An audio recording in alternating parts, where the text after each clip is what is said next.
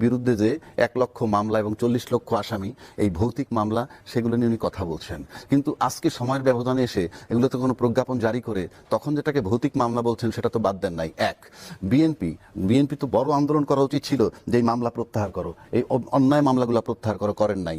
জুলাই আন্দোলনে কিন্তু তাদের 422 জন নেতাকর্মী মারা গেছে, ফখরুল ইসলাম আলমগীর সাহেব বলছেন, সেখানে আপনারা আন্দোলন করছেন না। তারপরে যত গুম বিচারবিত হত্যা হয়েছে সেগুলোর বিচারের ব্যাপারে তাদের বিরাট ভূমিকা থাকা দরকার, সেটা করছেন না।